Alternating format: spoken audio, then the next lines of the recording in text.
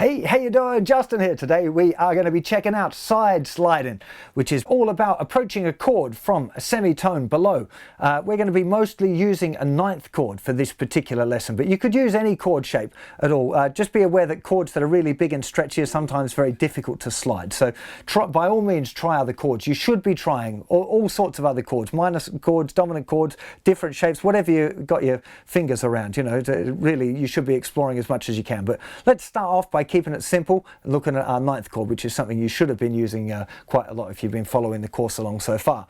So if we start off with an E9 chord, okay, to side slide it, we'd move the chord shape down one semitone, so it's an E flat 9, play it, and then just slide it up. So we're not strumming again, we just pluck the chord, strum the chord, and then slide the chord up. Now you have to keep the pressure down. If you relax the pressure, the chord just disappears as you move it up, right? So you've got to keep the fingers pressing down while you slide it up. Now, one little thing that I'm going to mention here, if you're giving this a lot of practice, you're very likely to kind of wear out the skin underneath your finger, particularly if you've got old strings, okay? Because as your strings get older and they get rusty, they become a little bit more like kind of having a layer of sandpaper on your strings, right?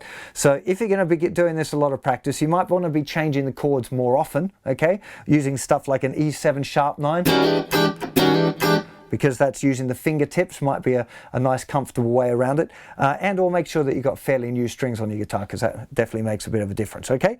But using our ninth chord for now, so we do the strum and then slide the chord up. So have a go at that first a few times. Just play the E9, strum, and then slide the chord out. Make sure you get all of the notes are still ringing out.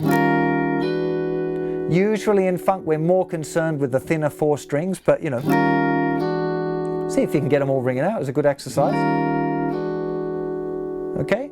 Now, as soon as we put that into a groove, what you want to be aware of is that you're not going to be wanting to strum while you're doing the slide. Otherwise, it's not going to sound any different as if you were picking it all the time. So you kind of lose the effect of the slide. So a really good starting point would be doing this. Okay? Which is down, slide, up, and then there's another down after. But the rhythm's important because we're going to keep the hand moving. So we got this. Down, up, down, 3, 4. Down, up, down, 3, 4. Now can you see that the hand is moving continuously? So actually when I do down, when the slide is happening, my hand is moving up, right? I'm just not touching the strings. Down, slide, up, down, 3E and a 4E and a down, slide, up, down, 3E and a 4E and a down, slide, up, down, 3E and a 4E and a 3, 4.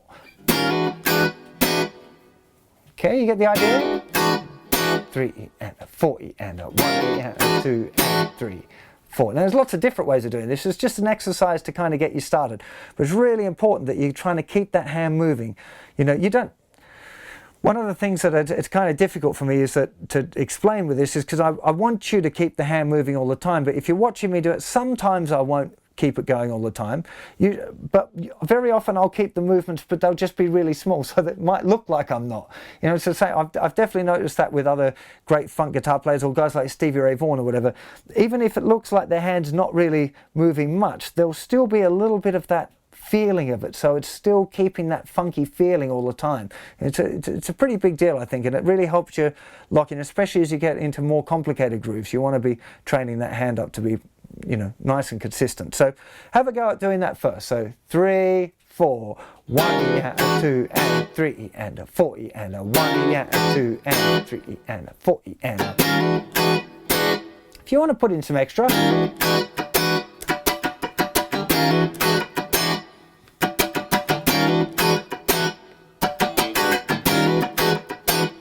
go for it, you know. Hopefully you've been doing a bit of work on creating some of your own grooves anyway, and you know that as long as you've got your 16 notes there, you can add, you know, side slides or short notes or sustained notes or space, whatever you like, in any combination to make up your own grooves. But trying to give you a few options here to get you started. Now, if you want to do a lot of clicks, a good exercise, again, this is going to be exercise number 2 on the site, is to do all scratches except where you side slide. Okay, so we have this down, slide, click, click. Okay, that would be beat 1. Okay, so down, hand moves up, but it's not strumming as we do the slide, and then down, up with those scratches. Down, 1, E, and up. Okay, in order to do that exercise properly, you probably want to have a bar of scratches in between, just so you're trying to train yourself not to strum the up strum as the side slide happens. It's what you're trying to kind of drill in. Again, muscle memory, doing these things over and over so they happen naturally without having to think about them, because the more you think, the more you stink. You've got to try and get these things so they happen instinctively a bit. So nice and slowly you'll be practicing something like this. Down, slide, down, up, down, up, down, up, down, slide, down, up, down, up, down, up, down, slide, down, up, down, up, down. So down, miss, down, up, down, up, down, up, down, miss, down, up, down, up, down, up.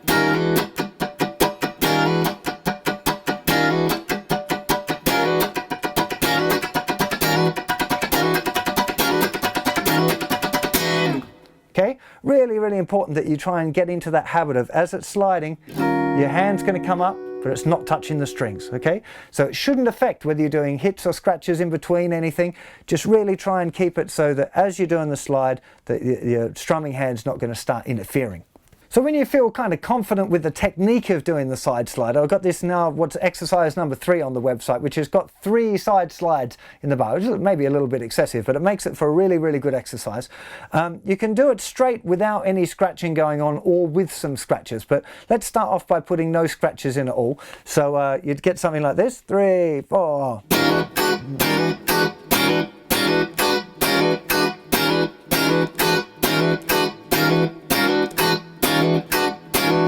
Okay, again, making sure that that hand keeps moving. You can definitely add scratches in to get like a, you know, you don't want scratches all the time, but you've got to let, you know, kind of feel where they are. So let's start off with the basic version first of all. So let me take it through a beat at a time again. So on beat 1, we got the E flat sliding up on the next 16th note. Then we've got the last 16th note, which is going to be an up pick. So 1, E, and up. Down, slide, miss, up. 1, E, and up. 1, E, and up. 1, E, and up. Very, very common pattern, that one. Down, slide with the up strum, miss, up. Okay? On beat 2, we've got nothing on the first 2 16th notes, and then another slide up, little side slide on the and the up. So beats 1 and 2, we have this. 1 E and up, 2 E and up. Okay, beat 3, we've just got an upstroke on the second 16th note. So 1 E and a, 3 would be rather, 3 E and a.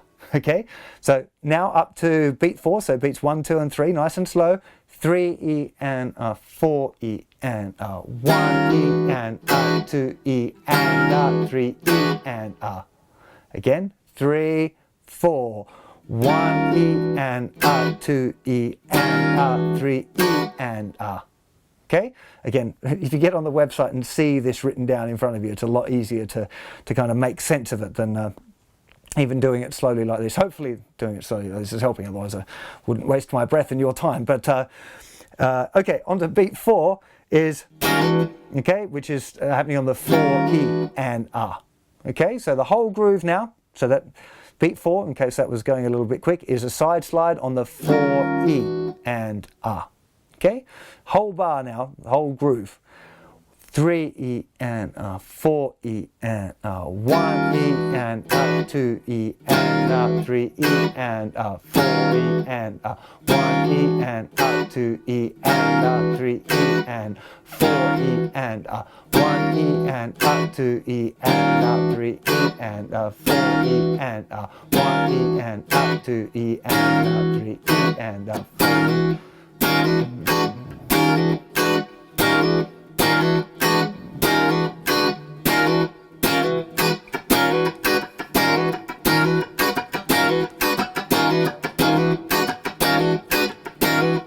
Okay, once you've locked into the groove, see if you can just feel where you might want to put some of the little scratches in.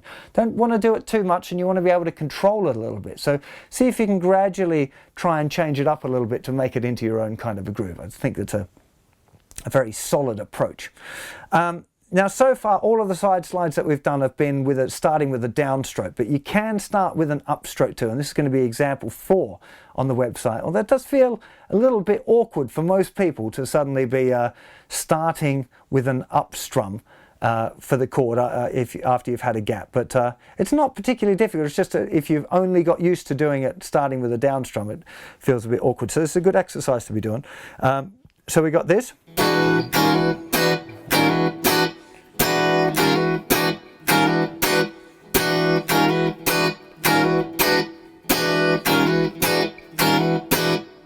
Okay, so we got 1 E and a 2 E and a 3 E and 4. 1 E and a 2 E and a 3 E and 4. Down, up, slide, down, up, slide, down. Down, up, slide, down, up, slide, down. 1 E and a 2 E and a 3 E and 4 E and 1 E and a 2 E and a 3 E and a 4. 1 E and a 2 E and a 3 E and a 4 E and a 1.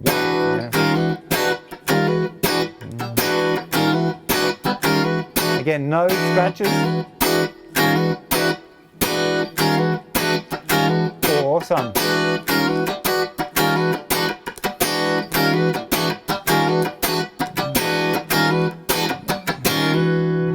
A little bit wobbly right at the end, but you get the idea. You can start with a little groove and then just start to try and feel putting some scratches in as you go through. It's a really good, a good exercise for yourselves to be trying to grow as a guitar player and take grooves. A really fun thing that I love doing is taking a groove that's a standard kind of a funk groove that I might hear on a record and learn it first of all, try and get into the pocket with the original recording, playing along, and then seeing if I can just change it up a little bit and find out a way that I could make it my own a little bit. I think it's a really good, fun way of practicing, rather than just always having to do a particularly set thing, learn it properly, and then have a little bit of fun with it. And I hope you enjoy it. Remember, of course, all of the notes are on the website. It's a lot easier to follow along, and there's links to all of the things like the ninth chords if you've forgotten how to do that, or you haven't been with the course so far. It's all up on the website. Just check out the funk course. It should be linked on the main page there. So I'll see you for plenty more lessons very soon. You take care of yourselves. Bye-bye.